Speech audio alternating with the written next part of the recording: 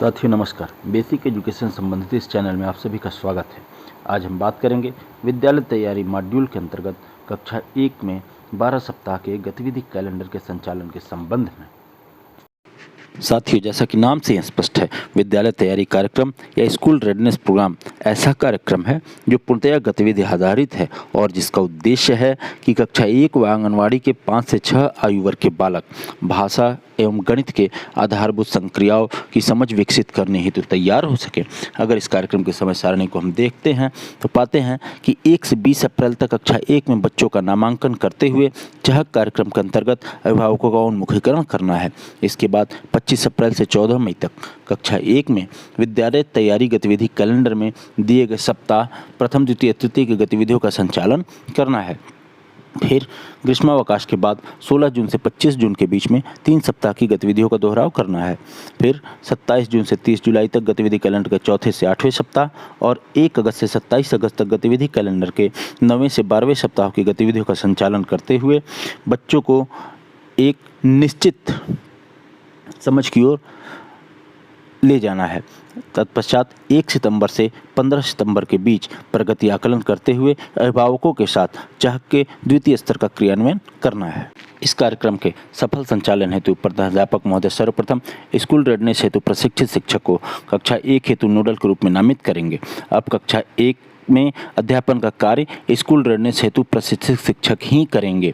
फिर नोडल अध्यापक को गतिविधि कैलेंडर की रंगीन छाया प्रति उपलब्ध कराना सुनिश्चित करेंगे। साथ ही गतिविधि कैलेंडर के सफल संचालन हेतु संयुक्त कार्य योजना तैयार करने में शिक्षक और आंगनवाड़ी कार्यकर्त्री का सहयोग करेंगे और आवश्यक संसाधन यथा chart paper, colours, A4 size paper इत्यादि उपलब्ध कराना सुनिश्चित करेंगे ताकि गतिविधियों का सफल संचालन हो सके। प्रधानाध्यापक आंगनवाड़ी के 5 से 6 वर्ष के बच्चों और कक्षा 1 के बच्चों हेतु बाहरी खेल और संयुक्त खेल की संयुक्त गतिविधियों हेतु उपयुक्त स्थान एवं समय निर्धारण करने के लिए आंगनवाड़ी कार्यकर्त्री के साथ समन्वय स्थापित करते हुए कार्यक्रम संचालन हेतु समुचित मार्गदर्शन सहयोग प्रदान करेंगे। इसके साथ ही ऐसे सभी बच्चों और उनके अभिभावकों के नियमित संपर्क में रहेंगे जो विद्यालय अनियमित रूप से आते हैं। स्कूल रेडनेस के इस कार्यक्रम में प्रशिक्षण ले चुके अध्यापक को प्रधानाध्यापक द्वारा नोडल अध्यापक नियुक्त किया जाएगा। नोडल अध्यापक द्वारा पूर्ण मनोयोग से समस्त कैलेंडर गतिविधियों का संचालन कक्षा 1 में 12 सप्ताह तक किया जाएगा। नोडल अध्यापक को यह सुनिश्चित करना होगा कि बाल वाटिका के लिए बनाए गए कैलेंडर के अनुसार ही बच्चों को गतिविधियां करवाई जाएं। साथ ही प्रत्येक विद्यालय के कक्षा 1 में नोडल अध्यापक के पास संबंधित कैलेंडर का होना अनिवार्य है। स्कूल रेडनेस कार्यक्रम के समय सारणी को देखने पर हम पाते हैं कि इसका सबसे महत्वपूर्ण साधन गतिविधि कैलेंडर है। अगर गतिविधि कैलेंडर को हम देखें तो हम पाते हैं कि प्रत्येक दिन की गतिविधियों को 7 खंडों में बांटा गया है। पहला मॉर्निंग सर्कल टाइम, स्वतंत्र खेल, भाषा और साक्षरता कौशल, कला संबंधित गतिविधियाँ, गणित, EVS वैज्ञानिक सोच से संबंधित गतिविधियाँ, बाह्य खेल और good by circle time.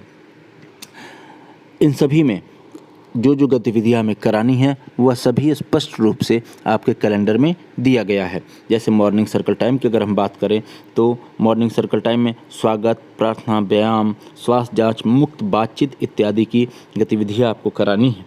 Good by circle time की अगर बात करें तो उसमें जैसे परिचयात्मक चीज़ें, किसी घटना के बारे में बताना, किसी घूमे हुए जगह का वर्णन करना इत्यादि गतिविधियाँ करानी हैं। साथ ही इस पूरे कैलेंडर में भाषा और साक्षरता कौशल, कला संबंधित गतिविधियाँ और गणितीय कौशल से संबंधित गतिविधियाँ भी दी गई हैं।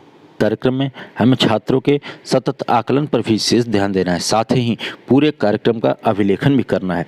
सतत आकलन हेतु एडमिशन के साथ ही आकलन प्रपत्र में दिए गए फॉर्मेट पर बच्चे की जानकारियां भरते हुए उसका फोटोग्राफ चस्पा कर देना है। बच्चों की डिटेल नोट कर लेने के बाद आकलन प्रपत्र में दिए गए 10 पैरामीटर के सापेक्ष कार्यक्रम शुरू होने के पहले ही बच्चों का आकलन करके हमें रख लेना है। इसके बाद दूसरा आकलन हम करेंगे कार्यक्रम संपन्न होने के बाद।